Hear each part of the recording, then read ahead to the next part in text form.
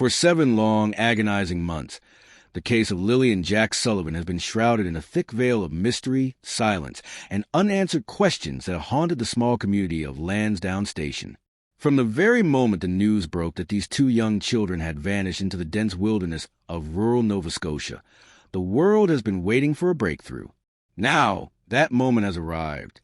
Sources close to the Royal Canadian Mounted Police have finally confirmed a discovery that shifts the entire foundation of this investigation. This isn't just a minor update. It is a tectonic shift in the search for the truth. Investigators have uncovered critical, devastating evidence regarding what happened in the most private of spaces, the bathroom of the Sullivan home, on the dark night of May 1st, 2025. This is no longer a matter of speculation or neighborhood rumors. This is a narrative built upon the cold, hard reality of forensic findings, corroborated by witness statements and investigative breakthroughs that have remained under a strict seal of confidentiality until this very moment. What occurred within those 4 walls may finally provide the closure that has been missing. It answers a question that has loomed over this case since the first 911 call. What happened to 6-year-old Lilly Sullivan during those final, tragic hours before she and her brother Jack disappeared forever? The evidence that has emerged is not just disturbing. It is a harrowing indictment that points a finger directly at the 2 adults who were legally and morally bound to protect these children. The bathroom incident, as it is now known in the halls of the RCMP, represents the missing piece of a jagged puzzle. It establishes a definitive timeline, provides physical proof of trauma, and exposes a narrative provided by Daniel Martell and Malehya Brooks Murray as a calculated fabrication, a house of cards designed to hide a terrible crime. To understand the gravity of this discovery, we must look at the scene itself. The bathroom in the Sullivan home is a small, unremarkable space on the 2nd floor. It sits nestled between the 2 children's bedrooms, connected by a short, narrow hallway. It was a site of nightly routines, of baths, toothbrushing, the quiet moments that precede sleep. Structurally, it is a standard layout: a toilet, a sink, and a bathtub with a shower. It is the kind of room you would find in thousands of homes across the Canadian Maritimes. But on the night of May 1st, this ordinary family space was transformed into a crime scene. When the police first entered the home on May 2nd, the bathroom appeared pristine. To the naked eye, there were no signs of the horrors that had unfolded.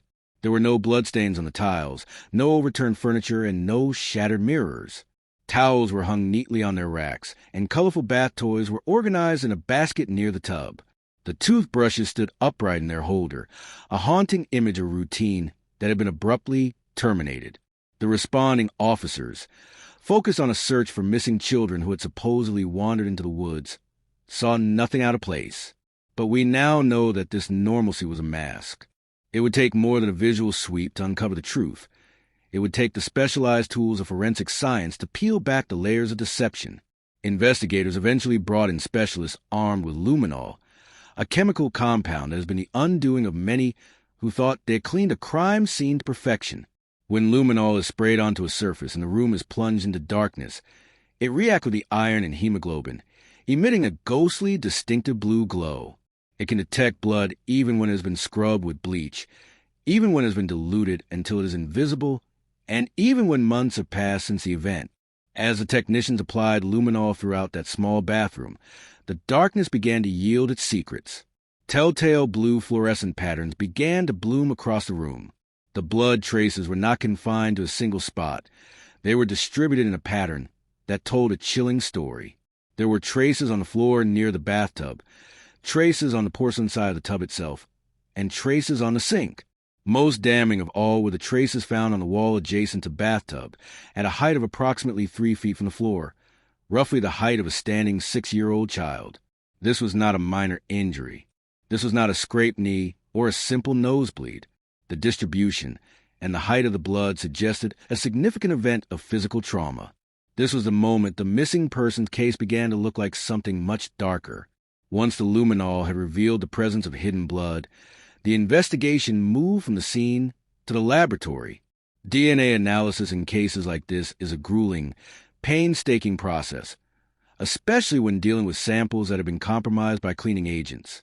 Chemicals used to scrub a scene don't just remove the color of blood. They actively work to break down the genetic material within it.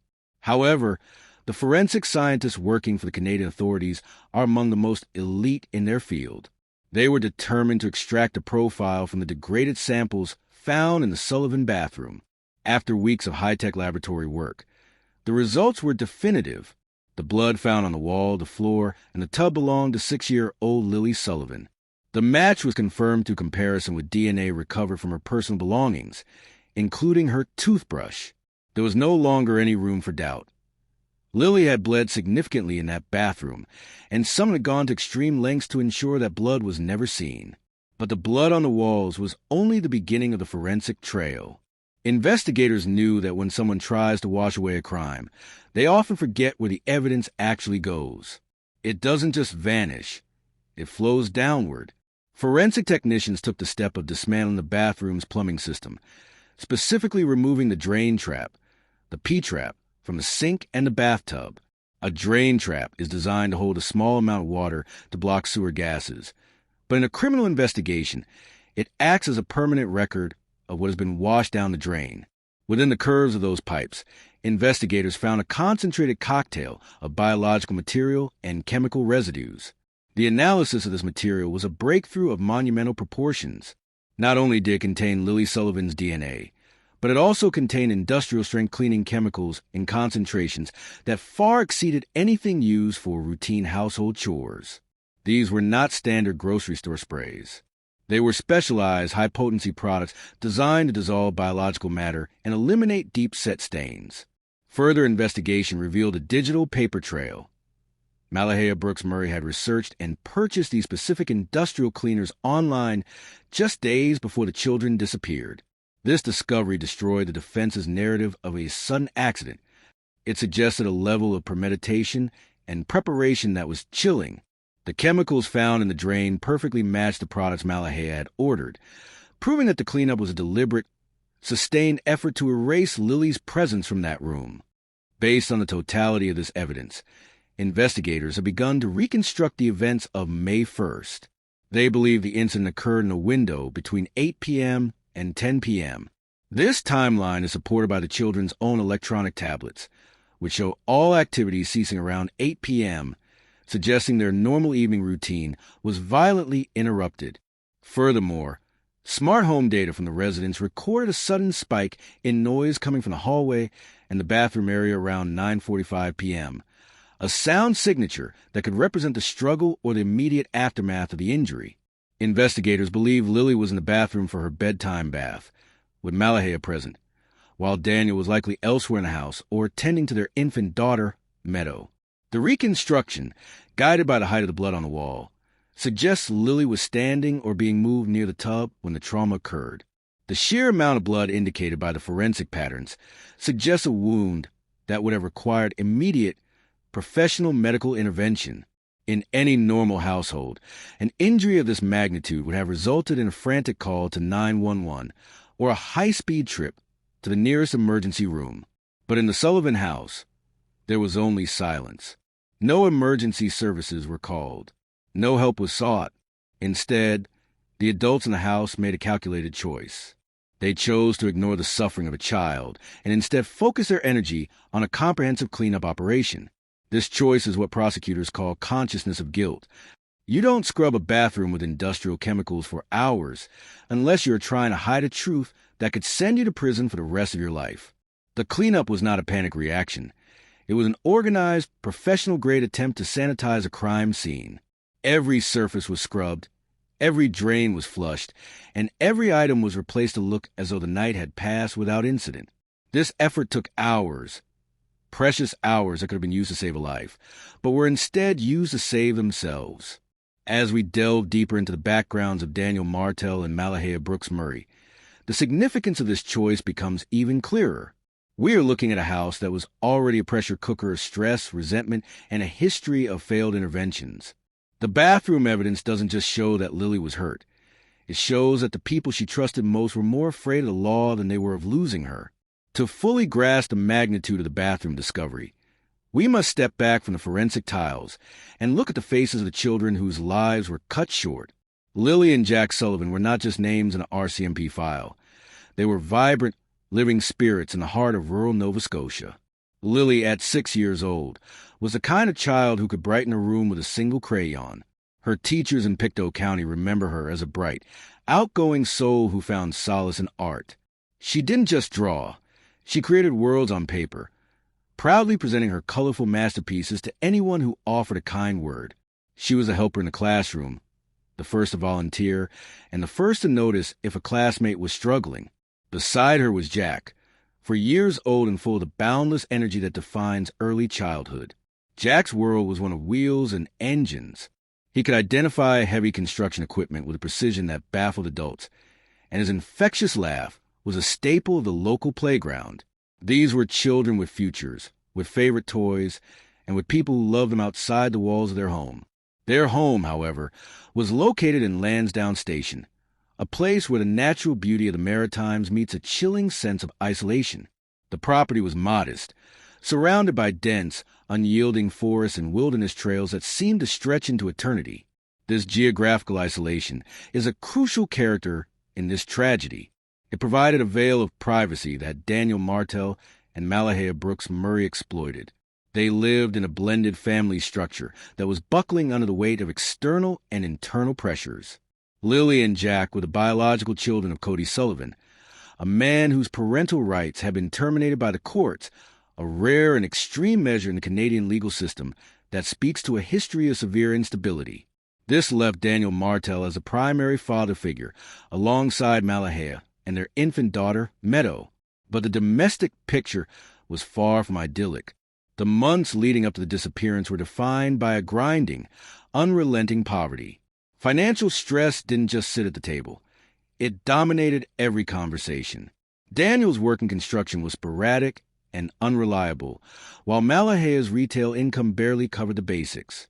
They were months behind on rent, drowning in debt, and trapped in a cycle of arguments that neighbors could hear through the thin walls and open windows of the rural landscape. This was a household in a state of constant, high-stakes tension, and the children were the silent witnesses to the fraying nerves of the adults. The warning signs were there, documented and ignored. Educators at the children's elementary school began to notice a heartbreaking shift in Lilly and Jack. The outgoing, artistic Lilly became a ghost of herself, withdrawn, quiet, and hesitant to participate. Jack began to exhibit signs of hypervigilance, reacting to minor stressors with a fear that suggested trauma was his constant companion. Teachers saw bruises that didn't match the stories of playground tumbles, marks on Jack's arms that looked like the grip of a frustrated adult. 3 weeks before the children vanished, a teacher took the courageous step of filing a formal report with Child Protective Services.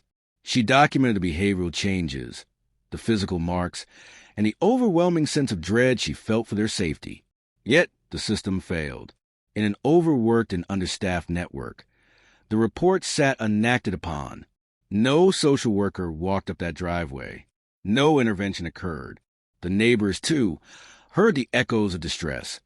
Screams of stop, followed by the heavy thuds of impact. They convinced themselves it was a private matter, a family conflict they had no right to interrupt. They chose the comfort of silence over the risk of interference, a decision that now weighs on the community like a leaden shroud. As the investigation eventually revealed, the privacy of the Sullivan home was merely a cage where the cries for help were swallowed by the forest. The failure to act before May 2nd is the prologue to the horror found in the bathroom. The profile of the adults in the Sullivan home reveals a history of red flags that make the May 1st incident feel like a tragic inevitability.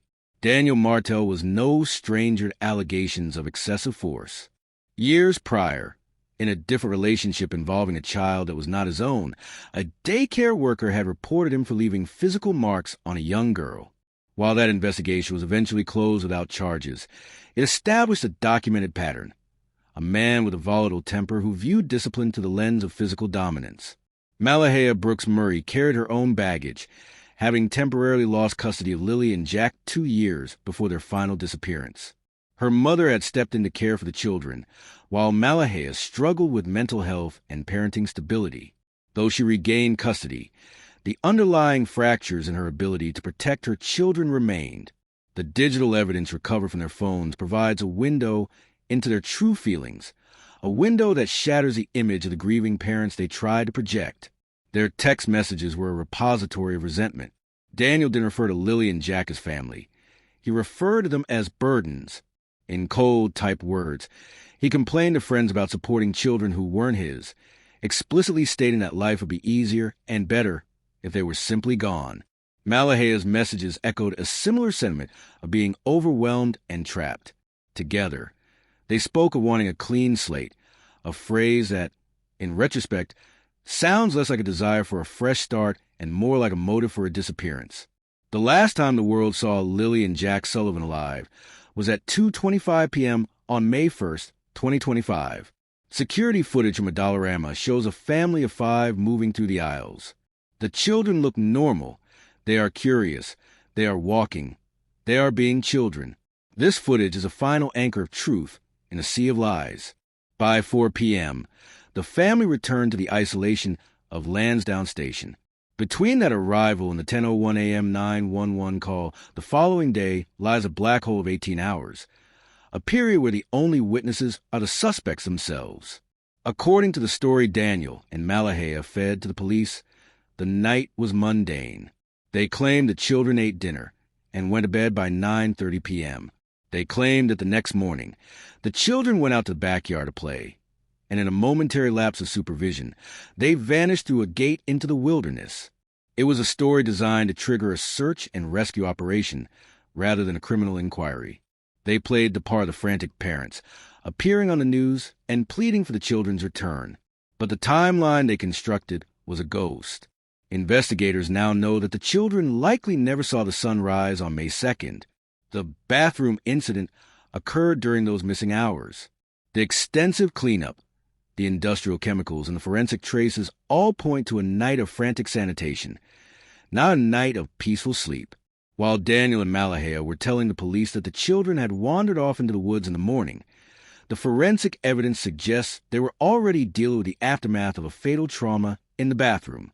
The open gate was a prop, the morning play was a script, and the 911 call was a performance. The most devastating blow to their narrative comes from Daniel's own mother, Janie McKenzie, living in a separate building on the property. She initially claimed to have heard nothing, but under the weight of persistent, patient questioning, her memory shifted. She recalled the sound of water running in the main house for an unnaturally long time.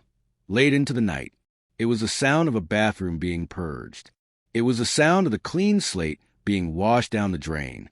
This testimony, coupled with the microscopic fibers and biological residues found in the vents and pipes, turns the Sullivan home into a silent witness that finally speaks for Lilly and Jack. The 18-hour gap was not a mystery. It was a time required to turn a crime scene back into a family home.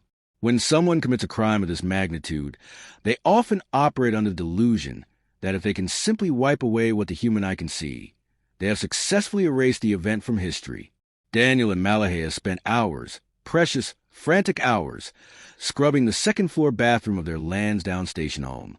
They used industrial-strength chemicals, specialized cloths, and a massive amount of water to sanitize the space where 6-year-old Lilly Sullivan had bled. They believed that by the time the sun rose on May 2nd, the bathroom was once again just a room. But what they failed to realize is that forensic science does not just look at the surface. It looks at the invisible, the microscopic, and the inaccessible. The investigation moved beyond the floor tiles and the sink basins, turning its attention to the very air in the smallest crevices of the room, areas that no amount of scrubbing could ever truly reach. One of the most devastating breakthroughs came from an unlikely source, the bathroom's ventilation system. Mounted in the ceiling of that small room was a standard exhaust fan, designed to pull moisture and odors out of the air during a bath or shower. On the night of May 1st, while the incident was unfolding and during the subsequent cleanup, that fan was likely running. As it pulled air from the room, it also pulled in microscopic particles of biological material and chemical vapors. These particles were drawn into the metal ductwork that snakes through the walls and ceilings of the house. Forensic technicians made the decision to dismantle the entire ventilation system, removing sections of the ductwork for analysis under controlled laboratory conditions. Inside those metal pipes, protected from the cleaning sprays and the sponges of the suspects, they found the ghost of the crime. Microscopic droplets of blood and skin cells had been pulled into the vent and trapped in the dust and static of the ductwork. When tested, this material yielded a conclusive DNA profile. It was Lilly. This discovery was a forensic masterstroke. It proved that whatever happened to Lilly was significant enough to atomize or disperse biological material into the air. It also provided a sample that was uncontaminated by the harsh cleaning chemicals used on the floor and walls below. The exhaust fan, a tool meant for home maintenance, had become a permanent recorder of the trauma that had occurred beneath it. But the evidence didn't stop in the vents. The investigators also looked at the liminal spaces, the tiny cracks and crevices where the sink meets the counter, the gaps behind the baseboards, and the small spaces around the bathtub's hardware. Even the most meticulous cleaner cannot reach into a gap that is only a fraction of a millimeter wide. It was in these tiny recesses that forensic specialists found the physical tools of the cover-up. Using high-powered magnification and specialized tweezers, they recovered microscopic fibers. These weren't just any fibers. They were fragments of specialized cleaning cloths, the heavy-duty, absorbent kind used in professional janitorial settings. When these fibers were analyzed, the story became even more sinister. The fibers were found to be saturated with a combination of two things: Lilly Sullivan's DNA and the residue of industrial-strength bleach and biological digesters. This proved the mechanics of the cleanup with absolute certainty. It showed that someone had vigorously scrubbed these areas with a cloth soaked in chemicals, and in their haste or intensity, tiny pieces of cloth had snagged on the rough edges of the fixtures. Those fibers remained behind, trapped like a time capsule. They provided a direct link between the victim's blood, the chemicals Malehya had ordered online, and the act of cleaning. This fiber evidence is particularly powerful in a courtroom because it demonstrates intent. A single bloodstain might be argued as an accident, but the presence of specialized cleaning fibers trapped in a crevice with that blood shows a deliberate attempt to conceal. It shows that the adults in the house weren't just dealing with a spill or a minor injury. They were engaged in a systematic effort to hide the truth. They had disposed of the cloths, the bottles, and the sponges, likely miles away from the property. But they couldn't take back the microscopic threads they had left behind. Every time they scrubbed harder to hide the blood, they were actually embedding more evidence into the room. The bathroom wasn't clean. It was a museum of their guilt, written in a language that only a microscope could read. With the forensic evidence firmly established, the investigation turned to the most damning contradiction of all: the massive chasm between the physical truth and the story told by Daniel Martell and Malehya Brooks Murray.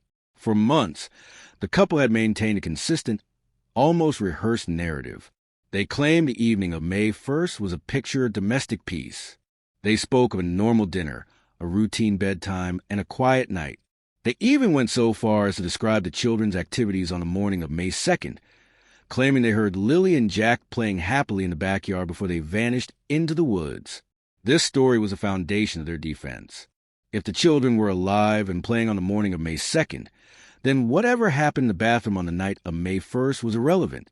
However, the bathroom incident evidence acts as a wrecking ball to that foundation. Forensic science has established a biological timeline that makes the suspect's morning play story impossible. If Lilly was injured seriously enough to leave high-velocity blood traces on a wall 3 feet high, and her DNA was being flushed down the drain traps with industrial cleaners during the late-night hours, she was not playing in the backyard the next morning. You cannot have a massive trauma and an intensive, hours-long chemical cleanup at 10 p.m. and then have a healthy, happy child at 8 a.m. the next day. The two realities cannot coexist. This is where the concept of consciousness of guilt becomes a centerpiece of the prosecution's case. In the legal world, consciousness of guilt refers to actions taken by a person that show they know they have done something wrong. A normal parent, finding their child injured in the bathroom, calls for help. They scream for a neighbor. They dial 911. They drive toward a hospital. They do not reach for a bottle of industrial-strength biological digester. They do not spend hours scrubbing the baseboards and dismantling the sink traps. The very fact that a cleanup occurred is, in itself, evidence of a crime. If the injury had been a tragic accident, there would be no reason to hide it with such clinical precision.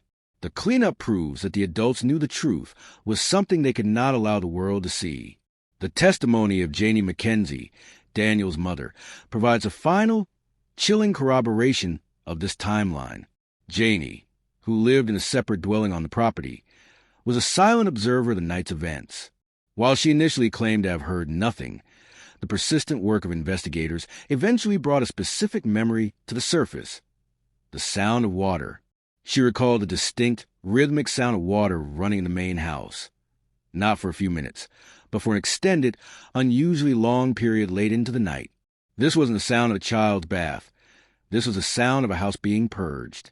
It was the sound of the evidence being washed away, gallon by gallon, into the pipes where the forensic teams would later find it.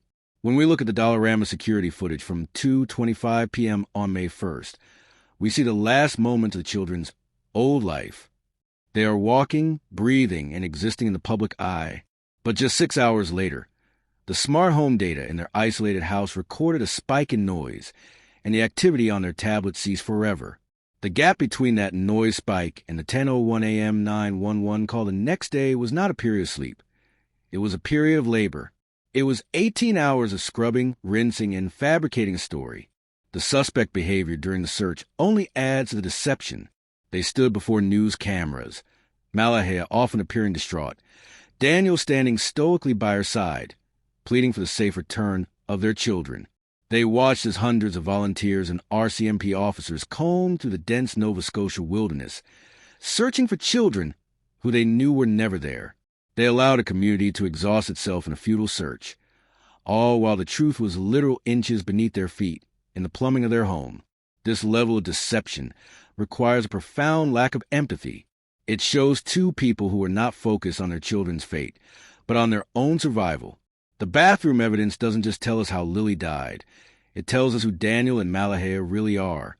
It exposes the mourning place story as the ultimate insult to the memory of the children, a final, cruel lie intended to lead the world away from the truth of what happened in that small, second-floor room. As the physical evidence in the bathroom began to tell a story of violence and concealment, investigators turned their attention to the digital and financial trails left behind by Malehya Brooks Murray and Daniel Martell. In modern criminal investigations, the paper trail is often just as damning as a fingerprint or a bloodstain. For the RCMP, the key to proving that the cleanup was not a panicked afterthought, but a calculated and premeditated act, lay in the records of Malehya's online activity. While she and Daniel were presenting themselves to the world as struggling parents living a simple rural life, their digital footprints revealed a much darker reality. Just days before Lilly and Jack disappeared, Malehya had engaged in a series of very specific, very deliberate searches and purchases that would eventually become the cornerstone of the prosecution's case. Detectives recovered records showing that Malehya had spent hours researching industrial-grade cleaning agents, products that are typically reserved for hospitals, laboratories, and professional crime scene restoration companies. These aren't the types of cleaners you pick up at a local hardware store on a whim. They are specialized chemicals designed to break down organic matter, dissolve proteins, and neutralize the iron in blood that makes luminol react. Her search history included queries about how to remove biological stains from porous surfaces, and which chemicals could bypass standard forensic detection. This digital record effectively stripped away any defense of accidental cleanup. It showed a mind that was already focused on the mechanics of erasure before the children were even reported missing. Following the search history, investigators found the proof of purchase. Using a credit card that was already near its limit, Malehya had ordered these high-potency chemicals online, having them shipped directly to their isolated Lansdowne Station property. The timing was chilling. The products arrived just shortly before the night of May 1st. When forensic teams analyzed the residues found in the bathroom sink's P-trap and the bathtub drain, they found a chemical fingerprint that was an exact match for the products Malehya had ordered. The concentrations were so high that it was clear the chemicals had been poured directly down the drains in their undiluted form. This was an attempt to flush the very memory of Lilly from the plumbing of the house. This paper trail connects the dots between the financial stress the family was facing and the cold reality of their actions. In a household where money was so tight that they were falling behind on rent and struggling to buy groceries, Malehya chose to spend their limited funds on expensive, industrial-strength cleaning supplies. This wasn't a purchase made for the health of the home. It was a purchase made for the survival of the suspects. It proves that the bathroom incident wasn't just a sudden tragedy that spiraled out of control. It was an event for which the tools of concealment were already at hand. The isolation of the property, which they thought would be their shield, actually worked against them. Every package delivered to that rural address was logged, and every digital search was archived. The psychological implications of this evidence are profound. It suggests a level of cold-bloodedness that is difficult for the average person to comprehend. While Lilly and Jack were likely going about their final days, their mother was already preparing the means to wash away their presence. This evidence of premeditated concealment is what will allow prosecutors to push for the highest possible charges. It moves the case from one of negligence or accidental harm into the territory of calculated, first-degree criminal activity. The clean slate they so desperately wanted wasn't just a metaphor. It was a goal they were willing to achieve through chemical warfare against the truth. As we move toward the final stages of this investigation, it is this trail of receipts and search logs that binds Daniel and Malehya to the crime just as tightly as the DNA found in the vents. The investigation into the disappearance of Lilly and Jack Sullivan has reached its most critical juncture. For 7 months, the community of Pictou County has lived in a state of suspended grief, caught between the hope of miracle and the looming shadow of the unthinkable. But with the discovery of the bathroom evidence, the microscopic fibers, the DNA in the ventilation system, and the devastating paper trail of industrial cleaners, the era of uncertainty is coming to an end. The RCMP and the prosecution service now possess a mountain of forensic data that points to a singular, unavoidable conclusion. Lilly and Jack Sullivan never left their home alive on the morning of May 2nd. They were victims of a violent incident within the very walls that should have been their sanctuary, followed by an unprecedented effort to sanitize the truth. As we look toward the legal battles ahead, the strength of this case lies in its multifaceted nature. While the defense may try to explain away a single bloodstain or a running faucet, they cannot explain away the totality of the evidence. They cannot explain why a mother would order professional-grade biological digesters days before her children vanished. They cannot explain why a child's blood would be found 3 feet up a wall in a room that was supposedly clean. And they cannot explain the 18 hours of silence between the last sighting of the children and the 911 call, a period that we now know was filled with the sounds of scrubbing and the smell of chemicals. The no-body aspect of this case, which Daniel and Malehya likely believed would protect them from prosecution, is no longer the hurdle it once was. Modern forensics has turned the Sullivan bathroom into a silent witness that is more reliable than any testimony. Prosecutors are now preparing to bring forward charges that will reflect the gravity of these findings. We are looking at potential counts of first-degree murder, interference with human remains, and public mischief for the elaborate hoax that saw hundreds of volunteers search in the woods for children who were never there. The consciousness of guilt demonstrated by the cleanup operation is so overwhelming that it serves as a powerful substitute for a confession. In the eyes of the law, an innocent person does not dismantle their plumbing and scrub their air vents with industrial bleach. Justice is no longer a distant possibility. It is an imminent reality. Arrests are expected to be made in the coming days, finally bringing Daniel Martell and Malehya Brooks Murray to account for the lives they extinguished. But even as the legal system gears up for a trial, the heart of this story remains with Lilly and Jack. These were 2 innocent children who were failed by almost every system designed to protect them. They were failed by a social welfare system that didn't act on reports of abuse.